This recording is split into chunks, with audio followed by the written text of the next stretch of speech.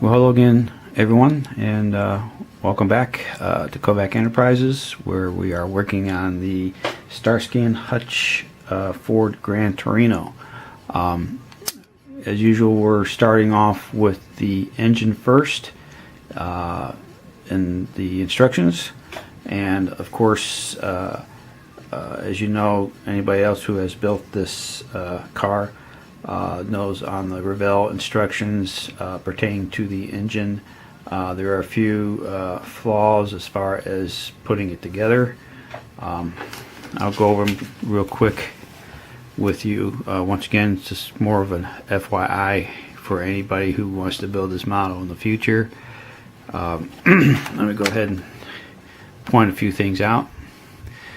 First of all, the engine itself is molded in black, so we had to kind of primer most of the parts. But as we go down to this step here, I got my little pointer here, and hopefully we can got enough light here. Sorry, but one thing was that there's actually two parts with the same number. You see here, the exhaust manifold here is 14, and we have this part here as well as 14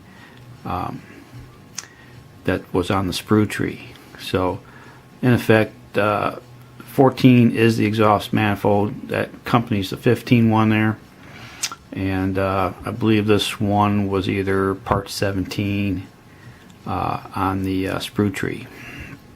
So there's a little bit of some inaccuracy there. And of course, as you all know too, as far as the intake manifold, it needs to be reversed to have the carburetor facing the front, because that's where the locator pin is to put into this little hole right here. Also, where the fan belt assembly is at here with the pulleys, this is all one molded piece for 17, regardless of it saying 19 here for this part right here. It actually is all in one. So just a few minor things as far as placing the numbers with the actual part item itself. But we got it all straightened out and everything, and this is what we kind of ended up with. I'll bring this in real close so we get a shot of the actual motor engine that I've been working on. And go ahead and kind of take it off this a little bit. As far as the oil filter end of it, we did go ahead and place the Fram decal on that to give a little more authenticity. And as you see, we have one completed engine for step number one. So there's that. The actual paints that I used, I'll kind of put this for right now. The actual paint I used, I chose for the Ford engine blue. For the engine itself, I just chose the Craft Smart Satin paint that's dark blue, and after it was primed, I just went ahead and hand brushed that on with several layers of coats. And of course, as far as the white, or as far as the oil filter itself, I went with the white gloss acrylic paint. After I applied the paint on, I put a little bit of some of the Future on there, because I knew I was going to put the decal on. And of course, the decal was put on and then clear coated again. As far as the transmission, we basically used the Folk Art metallic acrylic paint. I know in the instructions it probably shows that the extension of the Ford engine blue, but I just want to break it up a little bit color wise. That was my preference, so we, like I said, chose the metallic silver on there. And then we actually dry brushed the transmission a little bit with some of the Folk Art gunmetal gray. just to kind of bring out some of the highlights. And as far as the exhaust manifolds, basically did the same thing with those basic colors of silver sterling and the gunmetal, and then we also applied some of the Tamiya. Let me see if I have it here.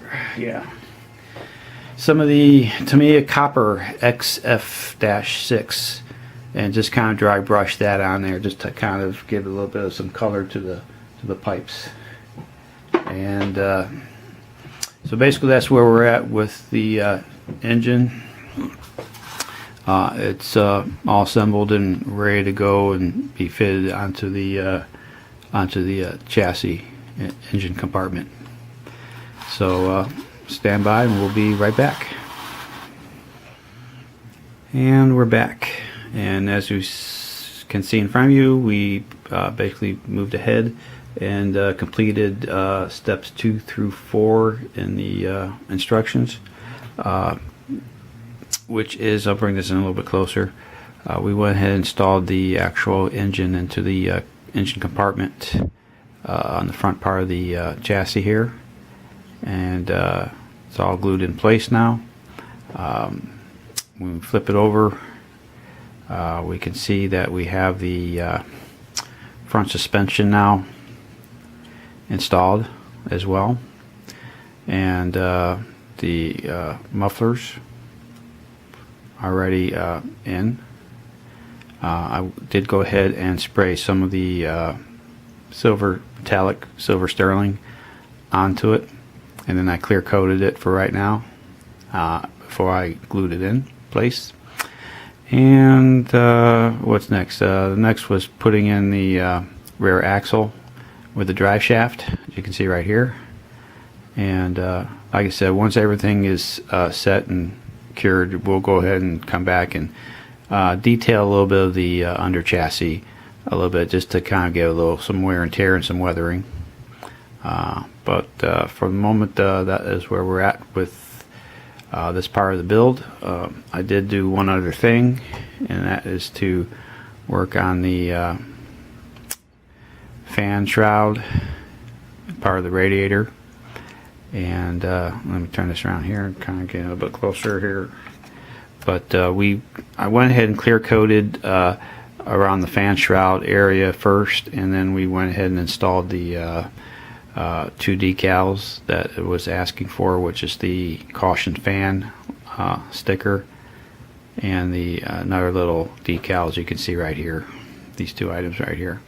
So I'm just kind of letting them set. I did use some Michael Saul setting solution just to have it conform to the shroud itself, and I'm just kind of letting that set and set up a little bit here before I actually glue it to the front of the motor here. So with that being said, that is where we're at for this particular episode.